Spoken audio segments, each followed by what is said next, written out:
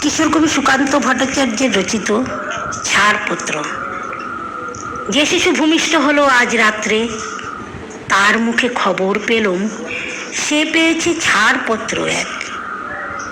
নতুন বিশ্বের দ্বারে তাই ব্যক্ত করে অধিকার, জন্মমাত্র সুতীব্র চিৎকারে খর্বদেহ নিঃসহায়, তবু তার মুষ্টিবদ্ধ হাত উত্তোলিত উদ্ভাসিত কি এক দুর্ভেদ্য প্রতিজ্ঞায়।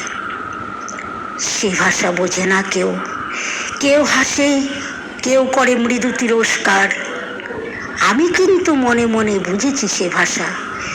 পেয়েছি নতুন চিঠি আসন্ন যুগের, পরিচয়পত্র পরিভূমিষ্ঠ শিশুর অস্পষ্ট কুয়াশা ভরা চোখে। এসেছে নতুন শিশু, তাকে ছেড়ে দিতে হবে স্থান। জীর্ণ পৃথিবীতে ব্যর্থ, মৃত আর ধ্বংসস্তূপ পিঠে চলে যেতে হবে আমাদের। চলে যাব, তবু আজ যতক্ষণে দেহে আছে প্রাণ, প্রাণপণে পৃথিবীর সরাবো জঞ্জাল।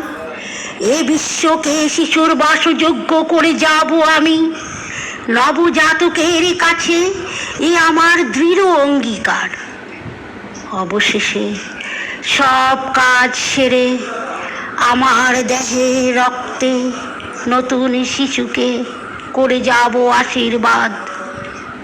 তারপর হব ইতিহাস।